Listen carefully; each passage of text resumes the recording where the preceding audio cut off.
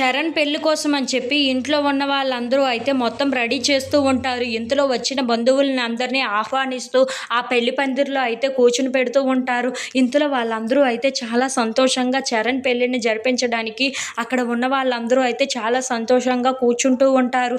ఇంతలో అక్కడ ఉన్న పంతులు గారు, అమ్మ పెళ్లి కొడుకుని తీసుకొని రండి అని చెప్పేసి అయితే చరణ్ని పిలిపిస్తూ ఉంటారు. ఆ మాటలు వినగానే ఇంట్లో ఉన్న వాళ్ళందరూ అయితే చరణ్ని తీసుకొని వచ్చి పెళ్లి పందిరిలో కూర్చుని పెడుతూ ఉంటారు.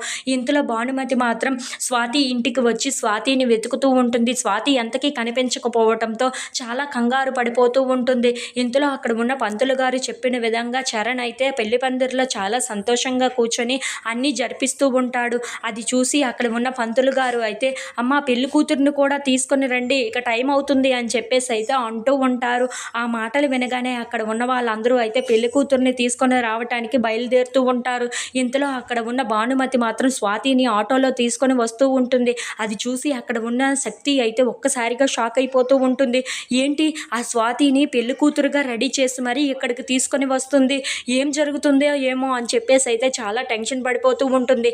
ఇంతలో అక్కడ ఉన్న భానుమతి మాత్రం స్వాతిని పద అని చెప్పేసి అయితే పెళ్లి పందిరిలోకి చెయ్యి పట్టుకొని మరీ తీసుకొని వెళ్తూ ఉంటుంది. If you like this video please like, share and subscribe friends.